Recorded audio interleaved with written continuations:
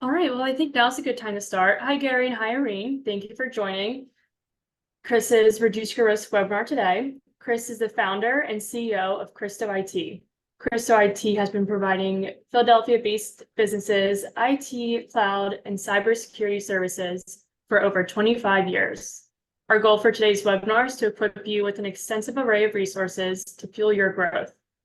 We will be having a Q&A session at the end of the presentation, so if you could hold your questions until the end, that would be great. Thank you for joining us today, and over to you, Chris. Awesome. Thank you very much for the introduction. Much appreciated. Happy Friday Eve, everyone.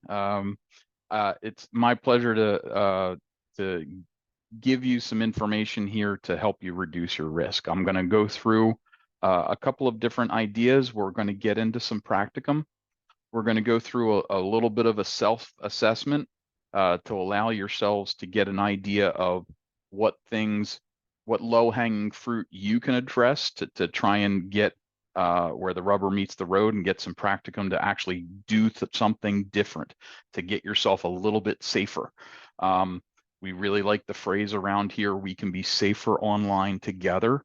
The reason why we give these webinars is really part of that, to really educate everybody to say, if everybody does a little bit more, if everybody gets 1% better, imagine how much safer we could all be together. So I'm going to introduce myself here and give you an idea of why I'm talking to you today. My name's Chris Shalour. I'm CEO and owner of Christo IT Services.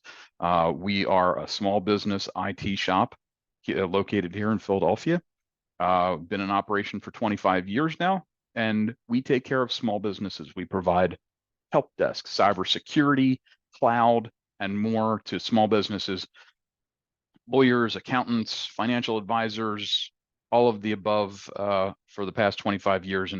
And we really have learned a lot, in particular over the past couple of years, about cybersecurity and how to get protected for small business in a very easy, let's say easy, we'll use air quotes on that one, easy way to get it in practicum and get it implemented for small businesses. Owner of Christo IT, but also wrote a book here, Sitting Duck, over my shoulder here. And we wrote this book really with the understanding of the idea of standing still. If you're taking pot shots at the little duckies in the gallery, if you're standing still, it's so much easier to get shot, get attacked. And what we want to do is we want to create an environment where you're advancing something, you're changing something, you're getting better, even just a little bit each year, you're addressing something that you can get better. And with that continued improvement, we can really understand where everything is going to be. We use the NIST, which is the National Institute for the National Institute for Standards and Technologies, as our framework for how we address things going forward. There's a lot to the framework. It's been in place now for well over 10 years.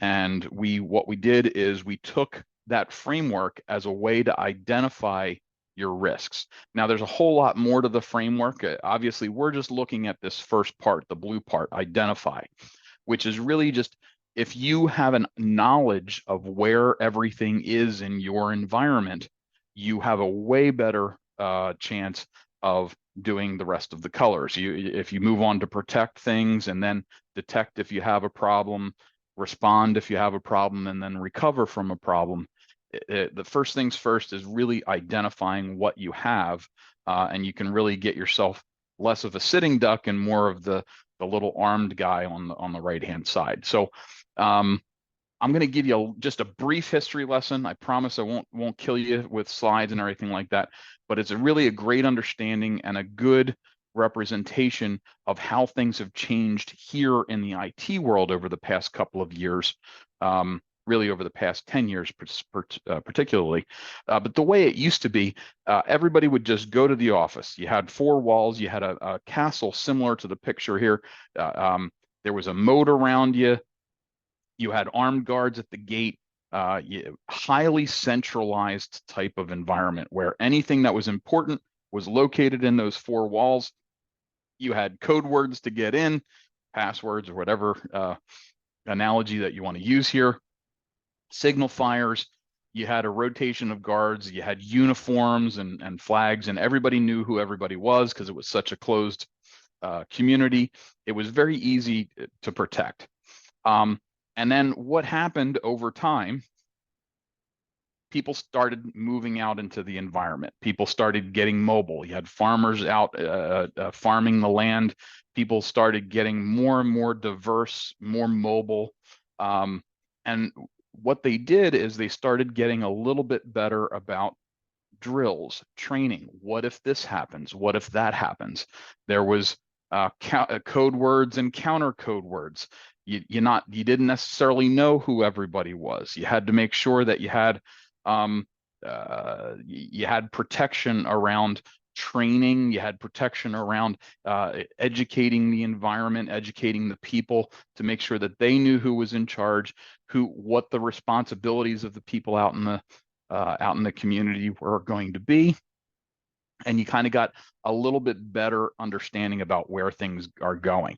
And the reason this is important is because not all of these people have exactly the same value out there.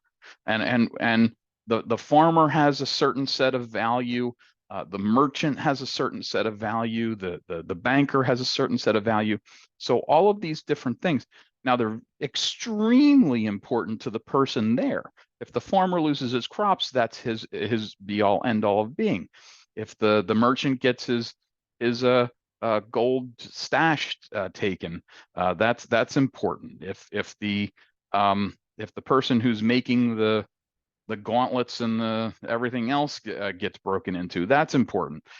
So there's not everything is the same. And what you're really taking a look at is, just because the most common thing we get asked or told when we're having these conversations with people is, well, I don't think I have anything that's important.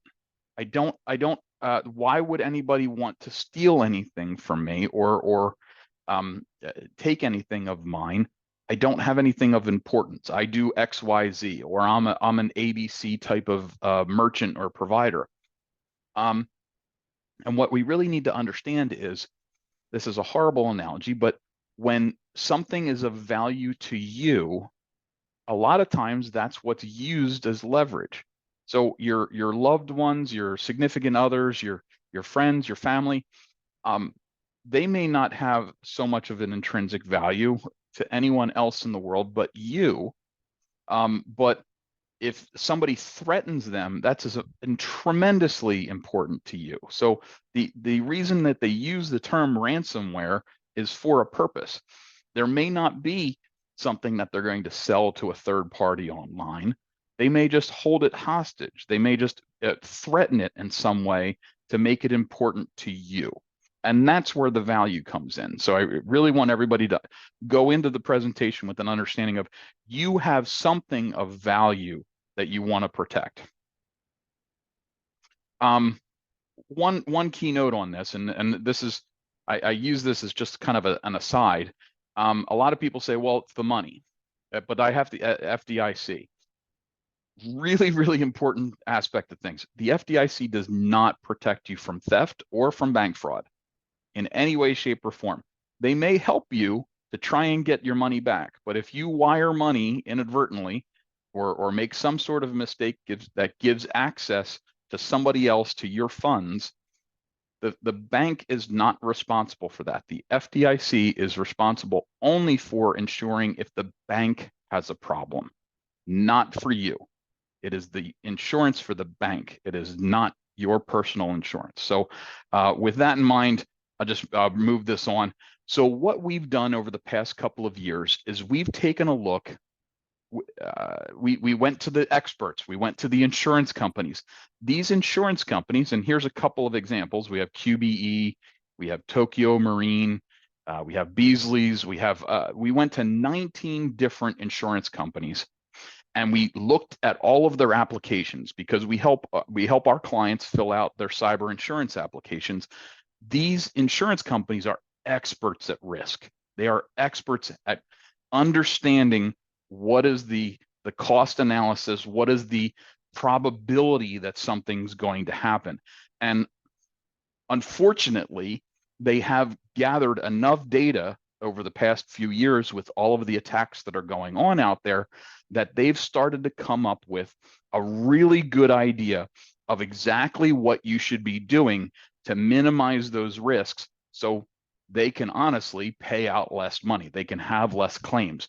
The secondary benefit of that is you have less problems and you have less hacks, but they're doing it from a very, very cost benefit analysis. So we took these 19 different applications and we broke them down. And you can see some of the highlighted pieces in here. And we took a look at what the commonalities were between these different applications.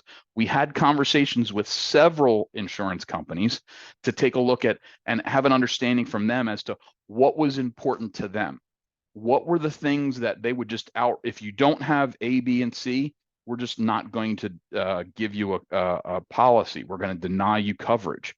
If you have X, Y, and Z, okay, we'll give you coverage, but these are kind of table stakes. These are things that you should absolutely have.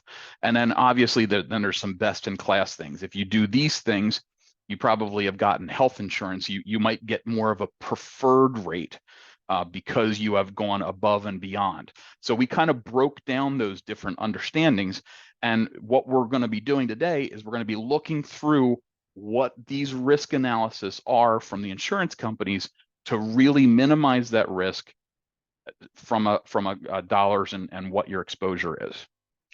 So what we had before, and I say before, call it 8-9 years ago, before cyber insurance was even a thing. Most times people had a cyber insurance add-on or rider on their existing umbrella policy, and the days of that have long since passed. If you do quote unquote have a rider on your umbrella policy, I'm not an insurance guy, but I would highly recommend that you have a conversation with your insurance person about what that actually entails. Most likely, it involves like theft of a laptop, or you know, losing that laptop at the airport, or somebody breaks the window in your car and steals the laptop out of your front seat or something along those lines. It does not in any way, shape, or form protect you from data loss, from loss of revenue if your systems go down, from your obligations to your clients for any data of your clients that you have. This is where cyber insurance comes into play. That's absolutely a conversation that I would highly encourage you to have with your insurance provider. But what we had before was they would ask the applications were almost a little bit ridiculous. They were one pagers. Hey, do you have a firewall? Do you have antivirus? Do you have a backup? Sign here. Ta-da! You have you have some coverage. And the word that was used to me is they were hemorrhaging money as in terms of claims. The insurance companies, the insurance companies were hemorrhaging, and that word stuck in my head. So obviously they don't want to continue to lose money. If anyone's as cynical about the insurance companies as I am, they don't want to lose that money. So what they've done now is they've now looked at what do we need to put in place so that we can stop the hemorrhaging. We need to stop this bleeding and make sure that our customers are, if we're going to offer a policy, make sure that the policies aren't enacted every single day. So multi-factor authentication on everything, MFA. Anything that's possible to be multi-factored, it should be put in place. I go local Philly kid, and we used to have this Mac card or an ATM card. Some people remember the Mac card. It was something that you had, a card, and something that you knew. So multi-factor has been around for decades, but we're now more used to it through cell phones, and you get the code that comes up on your phone or an application, Google Authenticator, Microsoft Authenticator, any of those. Comes in different flavors. Firewall with IDS and IPS. This is intrusion detection systems and intrusion prevention systems. So this is back to that picture with the castle, and you had the gateway going into the castle. This is the guards looking at every single packet of information going in and out of the network and making sure that nothing looks suspicious and looking for patterns. If this guy shows up every day at 9 a.m., okay, fine. But if he shows up at 10 a.m., why is there a change? What's different? Looking for those patterns. EDR and XDR is also sometimes referred to as next generation antivirus. It's the next level. Antivirus is wonderful. It's been protecting us for a long time. Antivirus is the idea that you have this menu, and on the menu it has different things, and you're looking at, does that match what's on my menu? I see something coming into my network. Does that match? EDR and XDR uses an influence of artificial intelligence to look at patterns of behavior. So it looks like a duck and it quacks like a duck. I'm going to start looking at this, and it probably is a duck. It start looking at patterns of behavior. That laptop over there isn't behaving like it used to. It shouldn't be calling North Korea, for instance, or something along those. It shouldn't be attaching itself to some sort of third-party application. It didn't do that before. We need to verify that that's legitimate behavior. So it's starting to look at patterns of behavior, which is why it's so much elevated over a traditional antivirus. Air-gapped and encrypted backup. This is air-gapped and encrypted backup is not just an external hard drive attached to the server. It is something that where it's separate from the information that you have, so that if your information was compromised somehow, it's not directly attached so that it would get compromised as well. And it's encrypted, it's absolutely protected. Training employees. Employees are, because everybody has email, everybody has access, everybody's using the cloud, and all of this information is flowing freely throughout your whole organization. We have to make sure that the employees are trained. When we looked at back in the people, when they went out into the surrounding environment, they had to be trained. They had to know what was going on. If this doesn't smell right, I should probably tell somebody. Change management. Change is a constant in IT. It's the world that we live in. But we need to know what is changing and by who and by when. So, and this is something that we absolutely need to keep an eye on. Security, event, and incident and event management. This is, there's logs on your computer, there's logs on the firewall, there's logs on this application. All of these logs are able to be compiled and look for those patterns of behavior. If something doesn't look like it did before, it's something to be looked at. It's something that we should put a pair of eyes on and take a look at. And then email sandboxing. 40% of what the problems are out there, the incidents, 40% of the origination of a problem is coming from email. This is from we're a member of InfraGard, which is the FBI Cybersecurity Task Force. It's the layman side of it. 40% of problems, incidents over the past couple of years, more than 40% now, have originated from some sort of email compromise. And that's something that we all need to be paying attention to. I'm going to give you a little quiz. I promise there's no public shaming here. I'm not going to call on anybody or anything like that, but we're going to go through 3 different slides here. The first slide's worth 5 points. The second slide's worth 10 points, and the third slide's worth 20 points. I want you to just do a little bit of an inventory. If you don't know what something is, you don't get any points for it. I'm sorry, but I'm going to walk you through a couple of these things, and I want you to just keep a note of what your score is. And this is going to give you an idea not only of, here's some things that I do, these are some things that we're good at, these are some things that, yeah, we've talked about it, but we haven't implemented it. But also I want you to pay attention to the weighting as we go. And obviously the 20-point ones are worth more than the 5-point ones. And that's really for a reason, not only from cyber insurance, if you want to go get a policy or if you already have one, and what is important to the cyber insurance companies, but also from your protection. Because ultimately, at the end of the day, we don't want to call in a policy. We don't want to have have an incident or issue a claim. We want to be protected ahead of time. So these are the 5-point items. So I'm going to walk through them briefly. Does your organization have a password policy in place? This is probably something that you're very familiar with. It has to have capital letters. It has to have numbers. It has to have special characters, whatever. You probably have already rolled your eyes at whatever joke or meme that you've already seen. I use the it has to be 37 characters or the first verse of the Bible or whatever the hell that you're going to do there. Have you got a scheduled backup strategy in place? Do you have something that's actually recurring over and over again? It's not just an every once in a while kind of thing.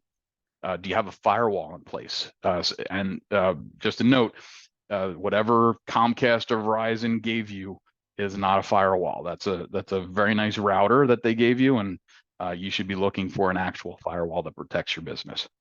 Have you got an antivirus installed? Do you have something that's on each machine and protecting you? Are you using two-factor authentication, not only just for your machine, but also for anywhere where your critical data is stored, whatever applications that you have those in? Do you have mobile device management in place? We are living and breathing by these nice little devices here, these mobile devices that are never further than 10 feet away from you. Are you managing that? A lot of people have bring your own devices for your employees. They bring their own mobile devices along for the ride, and you now are entrusting your company's data on those mobile devices. Are you managing it properly? Do you patch everything? Installing the latest updates on servers, workstations, switches, firewalls. Are you updating things accordingly? Because we can't stand still. Have you set up encryption? If, God forbid, that window gets broken on your car and somebody grabs the laptop out of your front seat, is the hard drive encrypted on that device? Is it make sure that nobody can pull that hard drive out of the computer and get any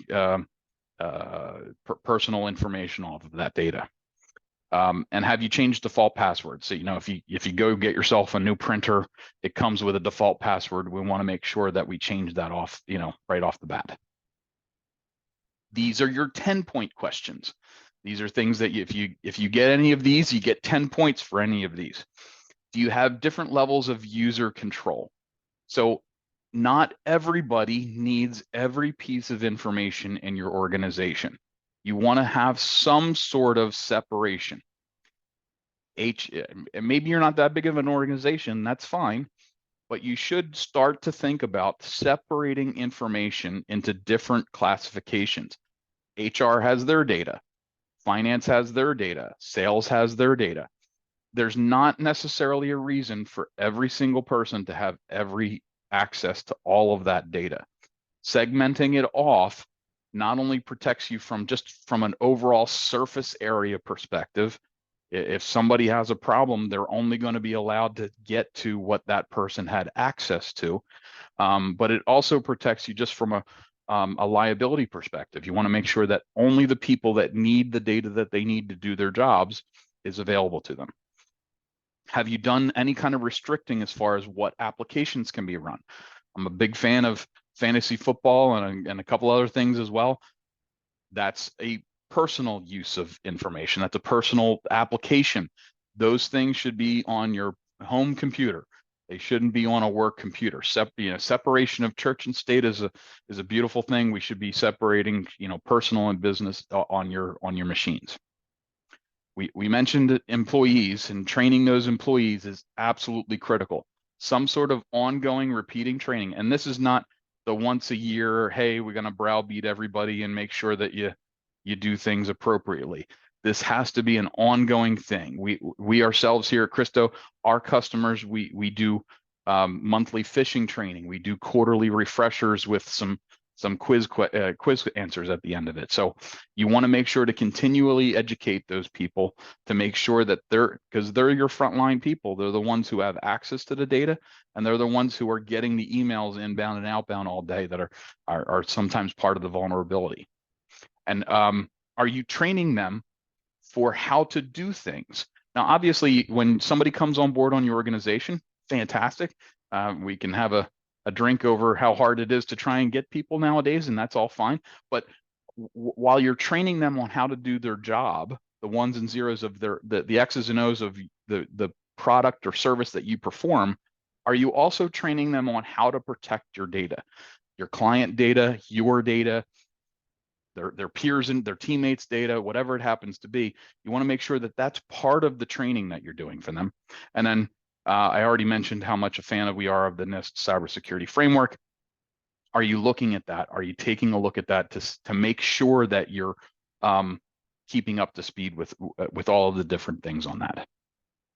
The last one here are 20-point questions. These are the heavy hitters. And one thing I wanted to note is the first couple ones on these 20-point questions are not technology. The first one, do you have an incident response plan? We all grew up going to school, and once a year it was a great day. It was fire alarm day, and they'd pull the fire alarm, and we'd follow out into the parking lot and assemble at a certain location. We trained the kids for what to happen. If this happens, do this. If this happens, do this, so that it doesn't have to be, I'm sorry for the pun, it doesn't have to be a fire drill if something happens. We want to make sure that if this happens, everybody knows, do this. And as it should be, an incident response plan should be part of your game plan. And that doesn't require any technology at all. Do you have a vulnerability assessment or a penetration test? This is a white hat guy, a white hat hacker who tries to get into your network. This is looking for a way to get in, and then they teach you in the ways of the hacker world what is a possibility for vulnerability. What are the things that they use to get into your network, successful or not successful? They'll coach you now on what things you should be doing to better protect yourselves against the things that they know. This is truly hiring an expert to be your own best friend. And it's something that everybody should take a look at. Do you have a bring your own device policy? I mentioned it earlier, but it's something that this is an HR mechanism, probably coupled with your IT company, to say, hey, you have our data on your device. We want to tell you exactly what our expectations are, so that both you and I, as employer and employee, are crystal clear about how that data is supposed to be protected and used on your device. Do you have a secure encrypted method to connect remotely? This used to be kind of like a throwaway. Now, in the world that we are in, where everybody works from anywhere, it's not just work from home, it's work from anywhere. We want to make sure that do you have a method to connect that remotely? And then logging the information. Unfortunately, this stat is something that really hits home. InfraGard has this is a couple years old now, and it hasn't changed any. It hasn't changed for the better, I'll tell you that. When people have a problem, when they have an incident, when they get infiltrated in some way, shape, or form, the average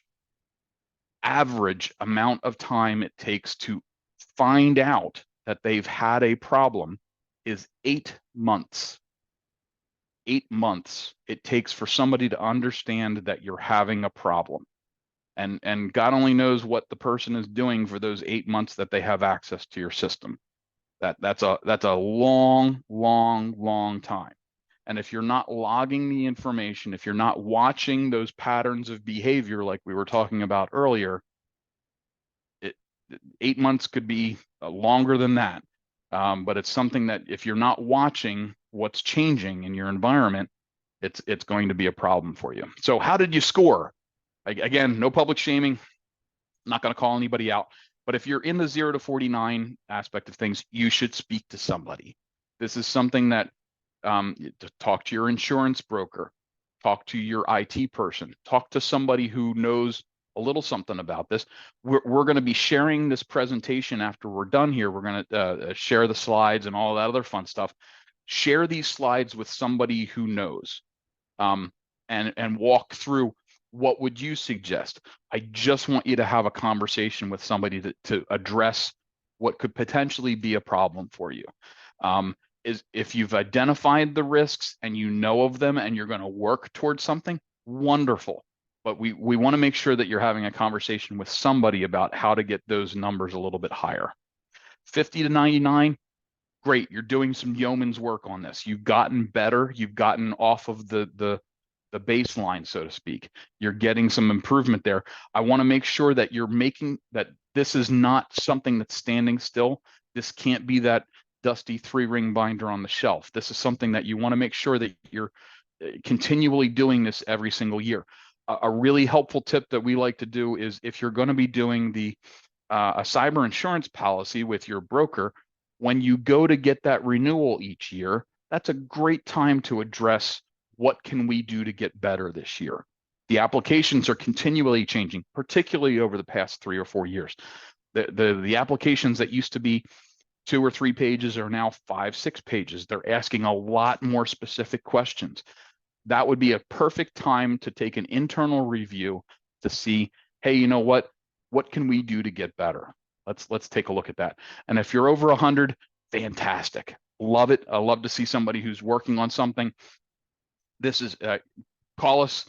Love to have a conversation with you about what you're doing. Threat assessments. So here's an idea. What do we need to do to take that baseline understanding? So if you're going to do that once a year idea of how can we get better this year, the first thing you need to do is kind of do a SWOT on yourself from an IT perspective, strengths, weaknesses, opportunities, and threats. Let's do a threat assessment. What do we feel? And I would always encourage you to get a third-party opinion on this one. I'll raise my hand. I'm happy to have a conversation with you about this. What's lacking in the security right now? How are employees using company-owned devices? How are the people using things? What third-party cloud apps are we using? Where is the data? Hey, you know what? I always blame Joe in sales. I'm sorry if there's a Joe in sales on the call, but Joe needed a way to share his presentations with his prospects, so he signed up for Dropbox, and we have some company data over there. Sally in accounting has some of our finance data, so she does this reporting mechanism that she has every quarter, and some of our finance data is located on that app. Or we use Salesforce for this, or whatever the case may be. Inventorying where all of that data is absolutely critical. Backing that information up. Do we have that information backed up? These third-party applications, are we backing up those applications? Or what are the vendor's responsibilities in writing to say, this is how we're backing up the data that you've entrusted with us? Do you understand what each of those vendors' responsibilities are? Where are you exposed to that risk? If you lay out all of that on the table, what are the most important things that you're looking at? Whose job is it? This is sometimes one of the hardest conversations, and I know I have a bunch of small business owners on the call right now. And ultimately, at the end of the day, it's all our responsibilities. I understand that. But somebody in your organization needs to be the responsible one for security. It has to be a named person. It can't be just, well, we're all responsible for security. No, that's not how this works. You need to know who's responsible for maintaining all of these processes, protocols, procedures, whatever happens to be. And then how do you know if they're doing that responsibility appropriately? How are you knowing that they're doing their job? And you can't yada, yada, yada this.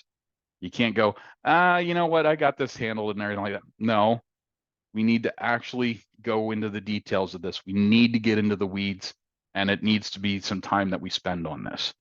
This cannot be, a 10-minute breakout on your annual review with your leadership team. This has to be something that you spend some time on.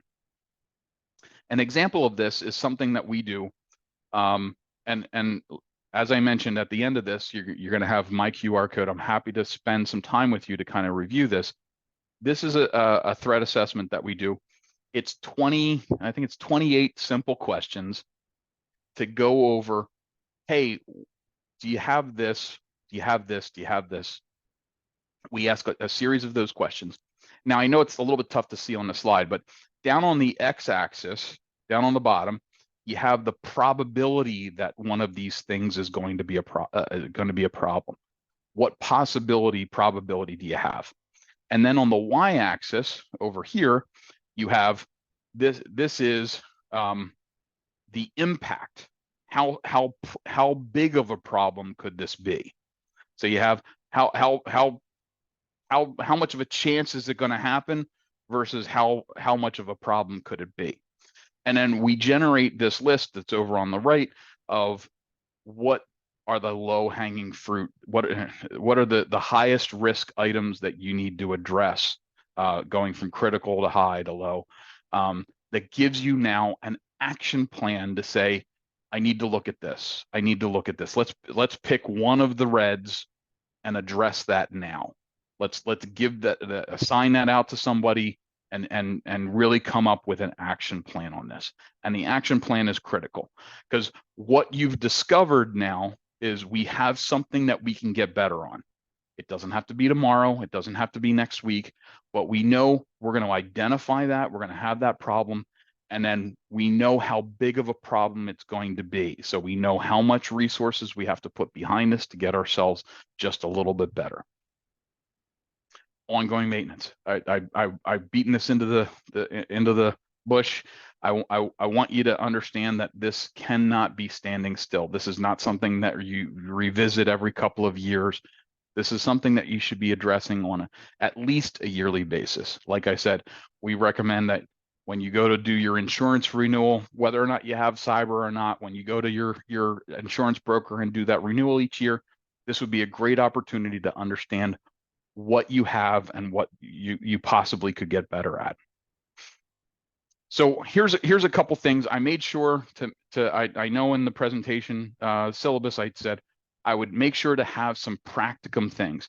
These are the things that over the past few years we really learned that with the small business environment, these are critical to making sure that this is truly the low hanging fruit. These are the things that if you do these small things, this is the best ROI that you're going to get from a security perspective. The first thing that we would recommend would be moving up your antivirus to an advanced endpoint security. This is the EDR, XDR, endpoint detection and response is what it stands for. This is that pattern recognition that I was talking about earlier. It's marrying antivirus with artificial intelligence to get even a better understanding of what is normal behavior, and anything that varies off of that normal, we should absolutely take a look at. It raises an alert and says, this is something you should probably be aware of. And if it truly goes off the rails, it isolates that machine so that it can't infect anybody else. So it goes and does proactive steps as well. So that's how it's different than antivirus. Ransomware proof backup. This is making sure that you have that backup somewhere else. It's automatic. It's not Joe coming in every once in a while and swapping out a hard drive or a tape or something along those lines. It happens every hour or every couple of hours, regardless of whether somebody's on vacation or something along those lines, and it's encrypted. It's protected. It's useless ones and zeros. If somebody gets their hands on it, it's protected data. Spam filtering. This seems like a almost table stakes thing. You probably have heard of the spam filtering. You may get that daily digest every day with your quarantined email and stuff like that, but it's absolutely critical that, pardon me, that it's absolutely critical that you have that spam filtering in place. Control what websites people are accessing. This does not have to be draconian. This does not have to be a lockdown environment. You could do something as simple as not allowing these certain categories of sites.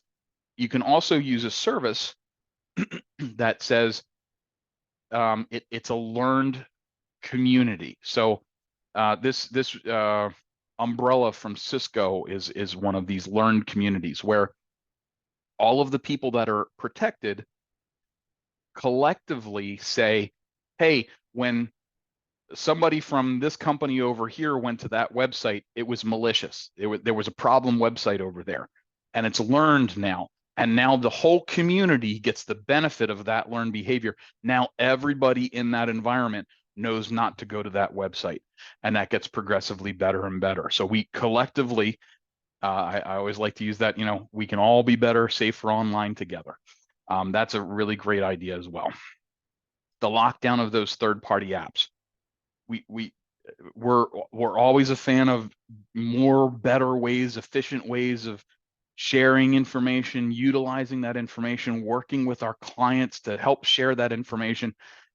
This should be a known thing. This should be a well vetted out process to make sure that that data in whatever app that you put it in, that it's protected. You know what the consequences of it are.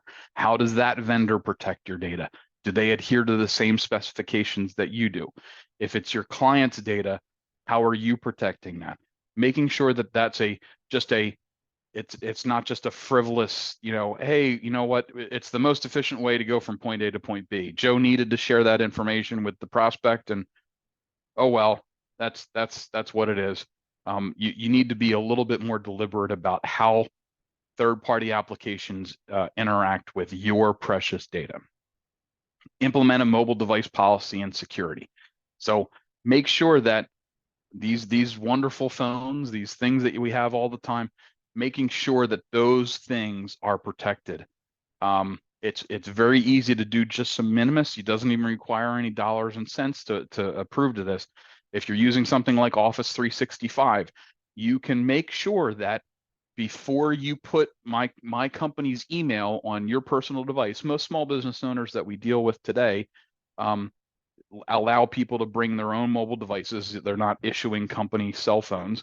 But if I'm going to entrust you with our email and our company information on your device, it needs to have a password and a passcode on it. And the passcode needs to be 6 digits, for instance. And if something happens to your phone, you lose it, you leave the company, whatever, we're able to claw that information back so that it's not just left floating out there. Those things are built into Office 365 as an example. Password complexity. I won't bore you with that. We need to make sure, I understand the eye rolling. It needs to have letters and numbers and squiggly lines and whatever that, but it is important. If you ever want to take a look at something, the difference between cracking a 7-character password versus a 15-character password is measured in terms of eons of time, trillions of minutes, I think is it's it's exponentially more each digit that you add to that password. And employee education. These final two, I'm going to really hone in on. These are two things that are table stakes now. We need to be educating our employees so that they know what to look for. If you, we've been hearing it now for the past 20 years. If you see something, say something. We need to be really honing that with our employees as well. And two-factor authentication is truly on just about everything out there that is worthwhile as far as data is concerned. That is a simple thing that is turned on and can be easily implemented with almost every software or every application that's out there, most third-party applications. There's a reason why all the banks had this mandated for two-factor authentication years ago, is because it's so important and because it really, truly, back to that Mac concept, it's something that you have a card with something that you know. And marrying those two things together is really one of the best combinations that we have out there. That was it. 3:45 ended pretty much spot on. I really would welcome a conversation. So we're going to be sending the slides out for anybody who registered for the seminar. Please fill out the post webinar form there to if you have any questions or anything like that, if you don't want to ask it in open forum, I'm happy to answer it one-on-one. The QR code here on my slide takes you to a page. Please take advantage of. I'm willing to donate an hour of my time with you to sit down and go over what you could possibly work on. These are very easy things to say. At least pick one thing to get just a little bit better on, to get yourself a little bit better protected, so to help you sleep better at night. I'm better than NyQuil sometimes, as my wife likes to say. So if you listen to me talk about cybersecurity, it's really exciting, riveting stuff. I promise to keep it in practicum. I promise to keep it in reality, small business reality aspect. We don't have $1 million budgets to work on cybersecurity. This is all stuff that can be implemented with some practicum on this. So I don't know if did we have any questions that came in? I'm happy to answer any of those questions. There are no questions at the moment, but if you would like to ask a question, you can pop it in the Q&A box. If you prefer to ask a question verbally, you can just raise your hand and we can grant you access to ask it verbally. But yes, I have sent the link to the QR code in the chat. As Chris mentioned earlier, through this form, you can opt into his risk assessment, and you can also request a copy of the slides and recording of today's webinar. Fabulous. I don't see any questions, but the Q&A box is open. And like Chris said, if you would like to chat individually, his contact info is on this slide. Usually, the where do I start? I usually get I have 800 other things to worry about as a small business owner. I don't know where to start. It's usually one of the first questions that we get asked, and it's easy to have this not prioritized. I completely running my own shop for 25 years. I completely get that.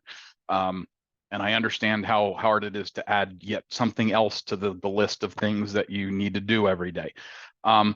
Where to start? Have the conversation with somebody, even if it's not with me. I would love to have the conversation with you, even if it's not with me.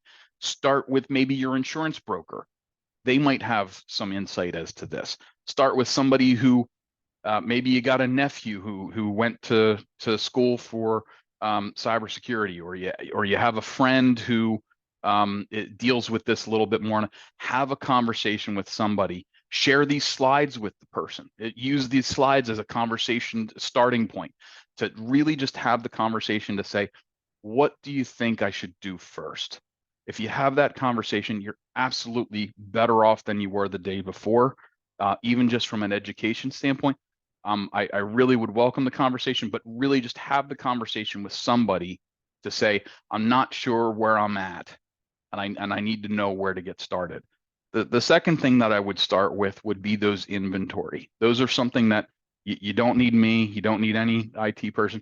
Just start talking to the people in your organization about what software do they use on a day-to-day basis. If you don't already have that already inventoried out, it's really, really helpful just to get a list of, hey, we use Salesforce, we use Office 365, we use, Word, Excel, Outlook, all of those fun stuff.